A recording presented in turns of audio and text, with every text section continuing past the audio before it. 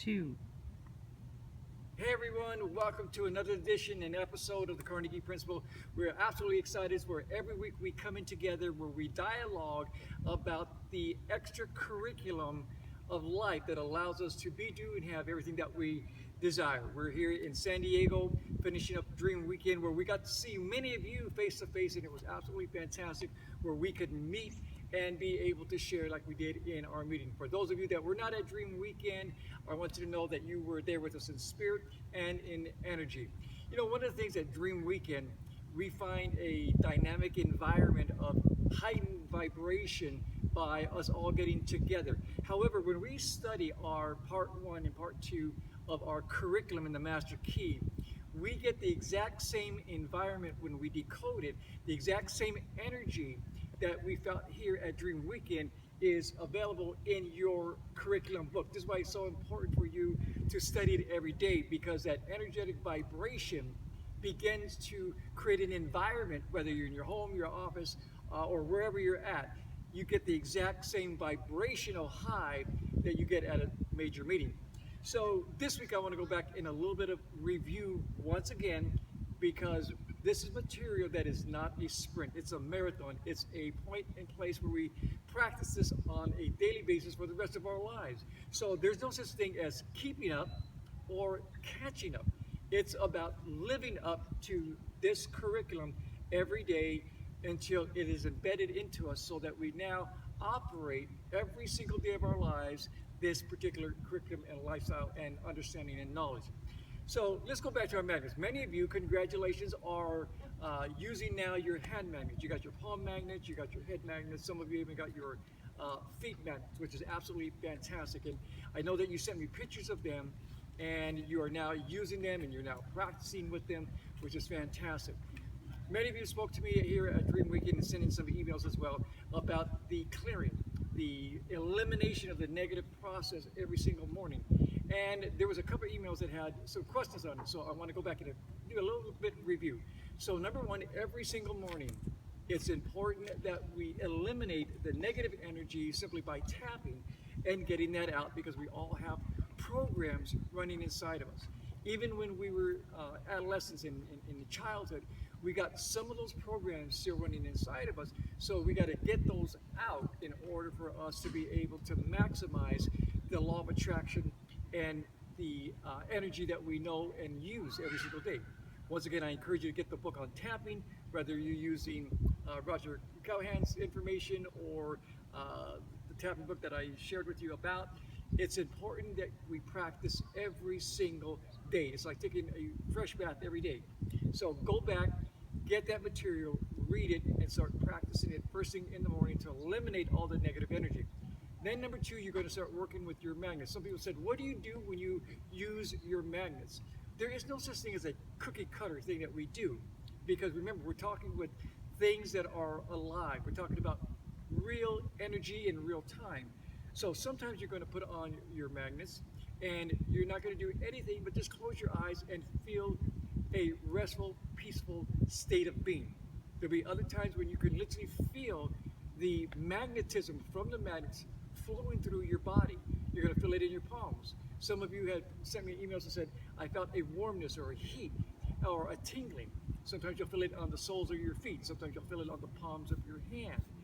There are other times when you're using your magnets where you will instantly go into the theta state, which means you'll be sitting there or standing there with your magnets, and all of a sudden you'll start downloading information from the theta state, giving you ideas and concepts and solutions that your analytical mind can never come up with. There are other times where you will feel absolutely energized. You will feel like you got plugged into a wall socket, and your physical body will radiate with physical energy. This emotion of the energy coming out of you. You'll be able to feel that. There are other times when you'll use your magnet and you may feel absolutely nothing. In other words, the blank. And people say, is the magnet stop working? No. What happens is we're like a cell phone. When you step and touch your magnets, if your magnetism is really low, well, compare it to a magnet. If it's really low like your cell, when you plug your cell phone in and your battery's completely dead, it won't even turn on until it starts getting a charge. Well, sometimes that's how our magnetism is because we've been around a lot of people, because there was an event going on, a situation, a condition that affected us physically. It drained our magnetism to very, very low degrees. So when you touch the magnets or you put them on and you wear them, it's going to take a time for you to get charged up. This is why I use my magnets 5, 6, 7 times a day. Simply because we are out in the marketplace every day, talking with people, talking on the phone, doing things, and every time we go out into the outside world and we're doing just everyday business or everyday living, your magnetism is being used up. This is what the masses do not understand. And this is why they can't use the law of attraction and pull in the things from the universe that they want. So it is so vital for you to use your magnets. Now, we talked about those who should not use magnets and how we take 100% responsibility to educate ourselves on magnets because they're not toys, right? So there are some health issues that you want to get yourself educated on. We shared that on another video that you can go back and to listen to. The third thing we're going to do now, once we're charged up, once we're clear, once we're charged up, is now we're going to go back and we're going to magnetize and maximize our curriculum. Because in our curriculum, when we're at that state, we really are now drawing the information from an energetic standpoint from our curriculum and not just from an analytical standpoint.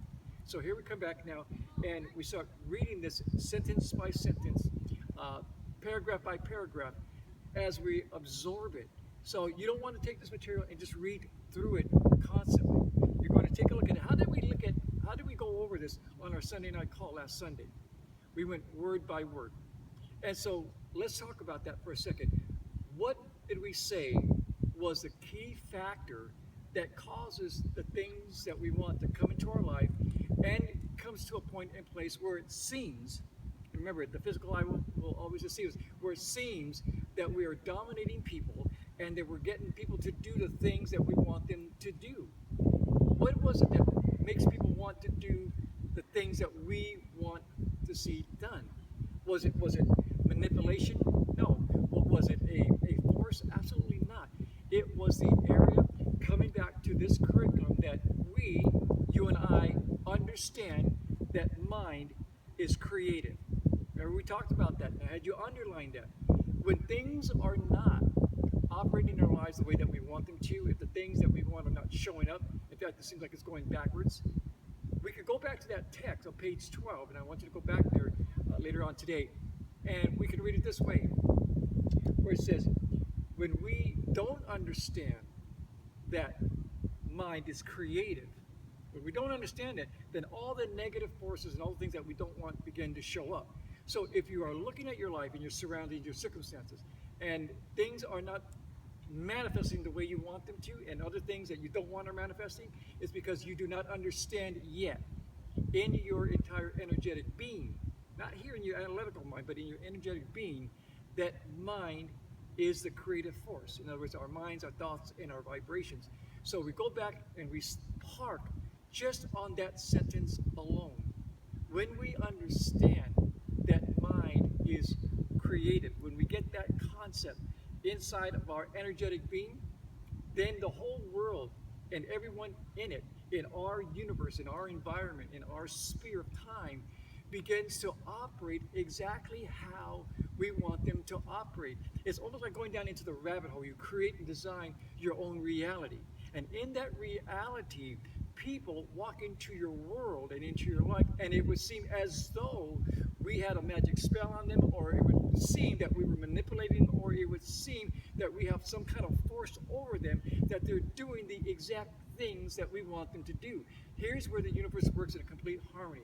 When we operate under these laws, then what happens is the things that we want them to do is exact the things that they are needing for their best interest. So when I walk into somebody's world in life and I'm doing something they want me to do, even though it is benefiting them, it's benefiting me, because that's the exact thing that I need at that time and that place. So what happens now is when we attract that environment and someone comes into your world and they do what you want them to do, really they are the ones that are benefiting as well as us. This is the magic of life. This is the magic of how life was designed to operate so that everybody wins. The masses think that if you win, somebody has to lose. But in the all reality of the universe and the way that it's created, we all win simultaneously. We all win at the exact same time. We all benefit from each other. That's how this thing works.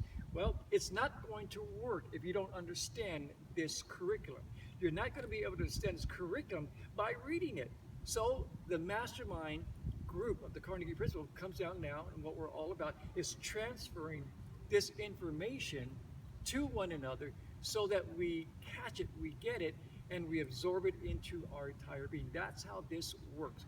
So with this week, I'm going to close with you recommending you to get this book, The Wisdom of Andrew Carnegie Told to Napoleon Hill. It's a great read. You can get it on Amazon. You can get it at Barnes & Noble. They can order it for you. It's a great book that will help you have an insight what it was really like for Andrew Carnegie to begin to transfer this information to young Napoleon Hill. And what was Napoleon Hill's thought process? What was he thinking? How did he absorb it? Well, we know that he absorbed it because we're still reading this materials almost 75 years later. That's exactly how this works. So I want to encourage you to continue listening to Tom's daily email, which is phenomenal. And we get so many emails from you that you're loving it. Read the daily Carnegie Principle email that we send out. Watch these videos over and over again. Go back to the Sunday night call, listen to them again. But whatever you do, continue to stay engaged, because even though you may skip a day, even though things may get in your way where you can't study like you want to, do not get discouraged. Or if you're reading this material and you're saying, I just don't get it, I don't understand what he's saying, that's okay, because your cells are intelligent. So your cells are absorbing the information from this book, even when your physical analytical mind is not getting it or understanding or comprehending it. This is the reason why we cleanse in the morning, we get our magnetism up, we go back and we read, we maximize our curriculum, because our cells, our energetic being is getting it, even though it's taking time for the mind to catch up. So with that, I want to say we love you. Keep moving forward, and we will see you next week on the Carnegie Principle episode.